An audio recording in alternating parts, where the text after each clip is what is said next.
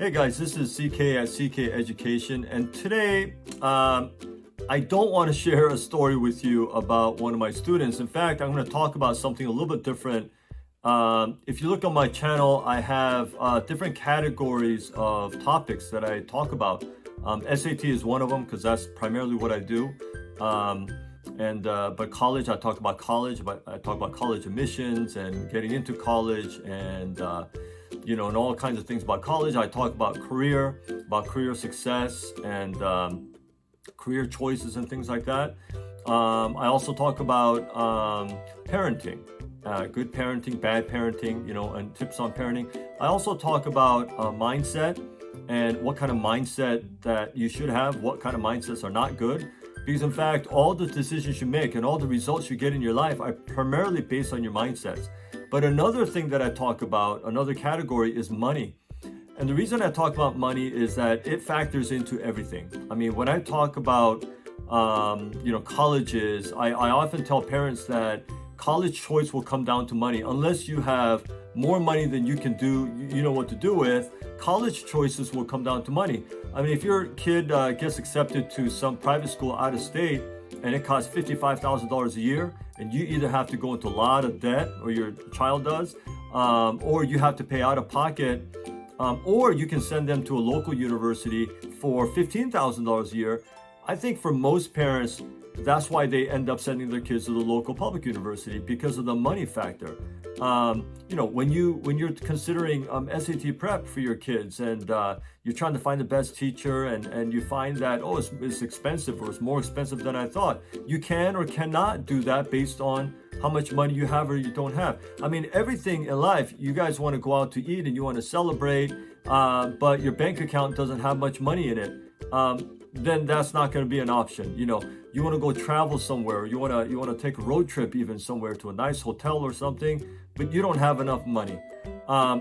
Money factors into everything. And I've heard so many different kinds of things about money in my life. And some of them are myths, and some of them I believed. But once things became very clear to me about money, I started sharing it with my students and parents, and so I want to share some things about money. And that is a very, very broad topic. I can't share everything. I'll split it into different videos. But today I just want to talk about this one aspect of money that you might hear a lot. Now, if you're a student, you may not have heard this. If you're a college student, there's more of a chance that you might have. If you're a parent, if you've been out in the world and working, and you've been talking to financial advisors or people like this, then you may have probably heard this. If you've been watching YouTube videos on money and how to become a multimillionaire and this kind of thing, and I'll talk about those kind of things later in maybe another video. But you might have heard good debt, the phrase good debt, and bad debt. Okay, and so to just really briefly summarize this, there are a lot of people out there, financial advisors and others, who will tell you that there is such a thing as good debt. Going into debt for certain things is good, and going into debt in certain things are bad. So for example, bad debt, they might say, is buying a car that's too expensive and you have a big car loan, and that's not good debt. Or you have credit card debt, so you're paying a lot of money and you just have your credit card balances keep going up, and that's debt, and you're buying stuff with it, but that's not good debt. Okay, so just a simple example. Now, good debt, what do some people consider good debt? A lot of people will say a mortgage. Your mortgage on a house is good debt. And they'll tell you to keep the mortgage on the house as long as possible, because the interest rate that on the mortgage that you pay every month is tax deductible, and on and on. And they'll talk about, well, rather than putting extra money to pay it off, you can use that money to invest in the markets and other things, and make your money grow. You make your money work for you. You may have heard this many, many times, okay? And people say things like that. Or good debt might be buying assets, or buying things that have the potential of making you money, like mutual funds or anything in the stock market, really, and maybe real estate, and things like this. Okay, I'm here to tell you that I've tried all of those things. Okay, you name whatever the markets have, whether it's stocks, individual stocks, whether it's IPOs, whether it's real estate investment trusts, whether it's mutual funds, index funds, international index funds, the Dow, day trading. What else is there that I've tried? I mean, penny stocks, you name it, I've tried it. Real estate, I was a real estate investor for 10 years, and I, at one time, owned 4 or 5 homes, and I was managing several other properties for other owners. And so I tried my hand at, not for a few weeks, but or months, but about 10 years, I was a real estate investor. And I did that, and I managed many tenants, and I've gone to the courts and had the sheriff come with me to kick out a tenant. I've been through all of it, and I've hung out with and talked to many investors, and I know people who have flipped properties and did rent to own, lease option scenarios, all kinds of things. All right.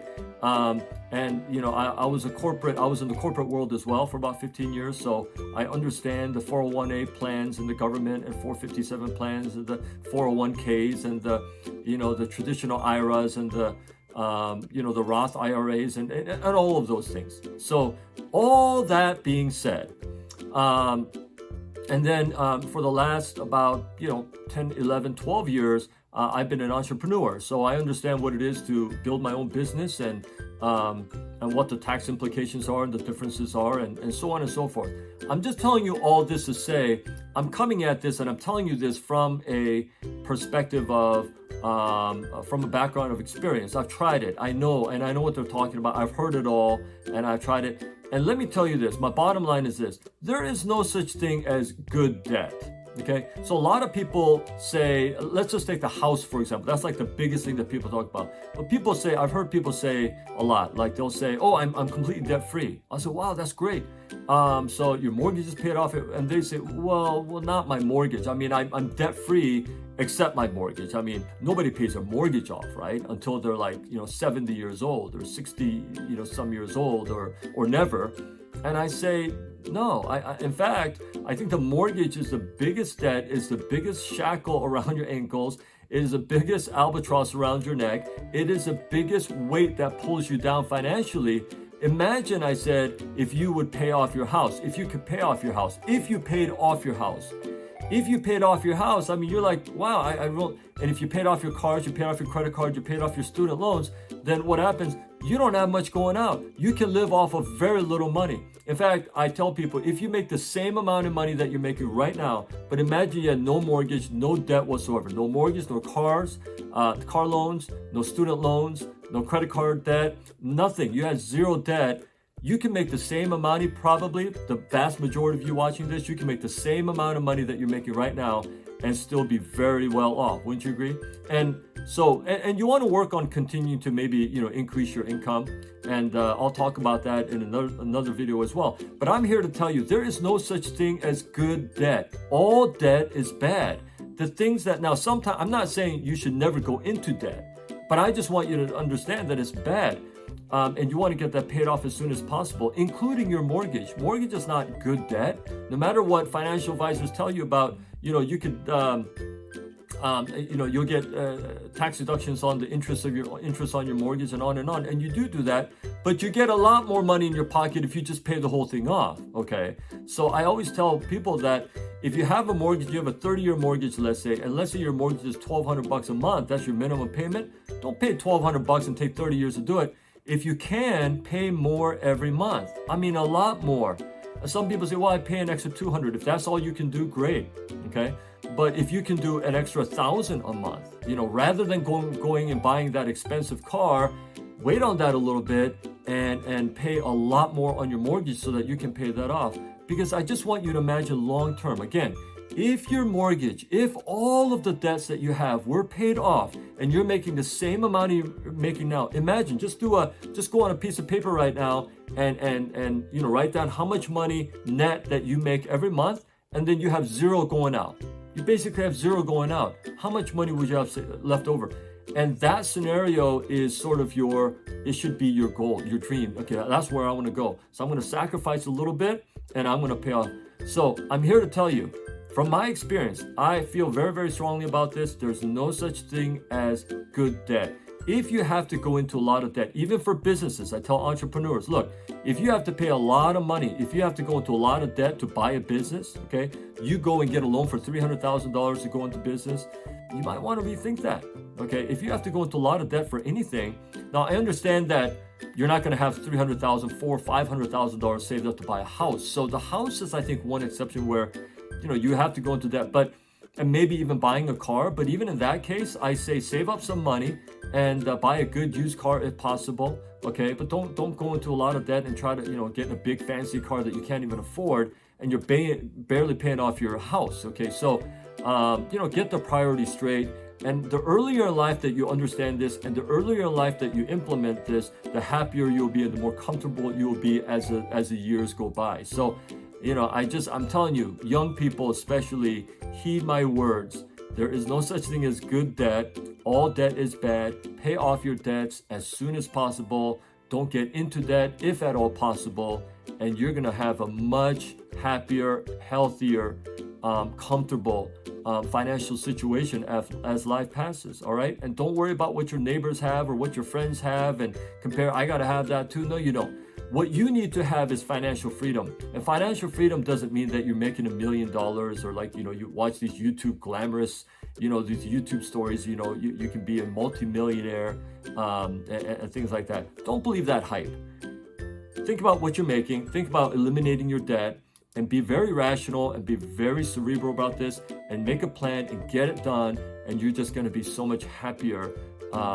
Now, if you have any questions, if you have any comments, and I've not said this in previous videos, but please leave a comment below in the comment section. Now, because a lot of students, and I expect a lot of, younger minors are watching my videos because my students are, they're not 18. I hold all comments and I review them. I don't just let anybody put anything on because some people put crazy things on, and I don't want to for kids to be reading that kind of stuff, including my own kids. So I will hold all comments. But if you have a sincere, a good question or something, I will publish that and I'll answer that.